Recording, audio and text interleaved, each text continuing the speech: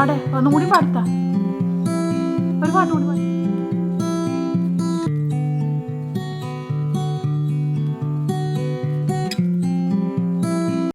Hello, അസ്സാം വലൈക്കും, welcome back. എൻ്റെ ഒരു പുതിയ വീഡിയോയിലേക്ക് എല്ലാവർക്കും സ്വാഗതം.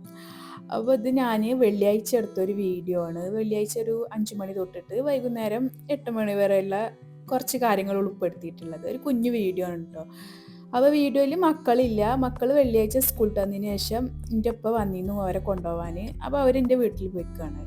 പിന്നെ അവർ സ്കൂളിൽ വന്നതിന് ശേഷം ഫുഡ് കഴിച്ച പാത്രങ്ങളൊന്ന് കഴുകാനുണ്ട്. പിന്നെ അതാ അയലമന്ന് തുണികൾ എടുക്കാനും ഉണ്ട്. പിന്നെ അന്ന് വെള്ളിയാഴ്ച ദിവസം ഉച്ചക്ക് ഉണ്ടാക്കിയ കപ്സയാണ് കേട്ടോ അത്.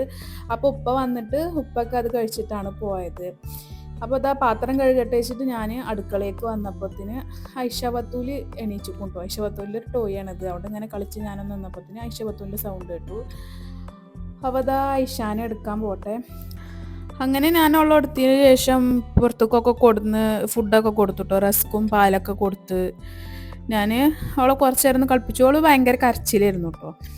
ഇനി അവൾക്ക് താത്താര് പോയത് അറിഞ്ഞിട്ടാ എന്താന്നാവോ, ആള് ഭയങ്കര കരച്ചിൽ തന്നെയായിരുന്നു. എൻ്റെ കുട്ടീൻ്റെ താത്ത ഒരു വിരുന്ന് പോയിക്കണു. എൻ്റെ കുട്ടി തെറ്റിക്കണു, രണ്ടാളോടും തെറ്റിക്കണു ഇല്ലേ? ഇനി മുണ്ടൂലല്ലോ അല്ലോട്? ഇല്ല എൻ്റെ കുട്ടി മറ്റൊരു പാട്ട് പാടി തന്ന സങ്കടത്തിൽ പാടേ.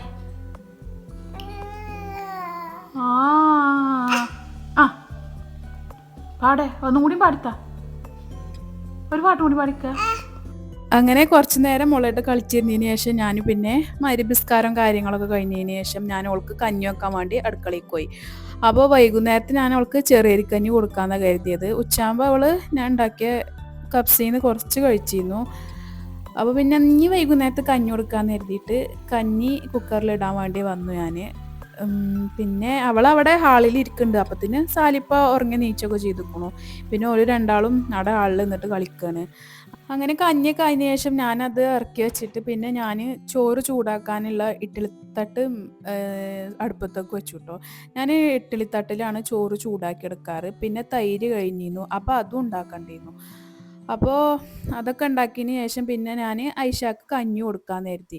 പിന്നെ ഓൾക്ക് കഞ്ഞി കൊടുക്കാൻ നിന്നാൽ നമ്മൾ കുറേ നേരം അതിന് തന്നെ മെനക്കെട്ട് നിൽക്കണം കേട്ടോ. കാരണം ഓൾ കുടിക്കൂല, കുറേ നേരം നിൽക്കണം. അപ്പോൾ പിന്നെ കുറേ കളയും, പിന്നെയും ഇത് കഴിക്കും, അങ്ങനെയൊക്കെയാണ്. ലാസ്റ്റ് ഞാൻ മിക്സിയിലൊക്കെ അരച്ചിട്ടാണ് കേട്ടോ അവൾക്ക് കഞ്ഞി കൊടുത്തത്.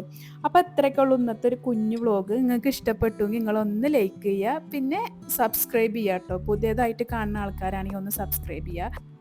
അപ്പോൾ അടുത്തൊരു വീഡിയോയിൽ കാണാം. അസ്സലാമു അലൈക്കും.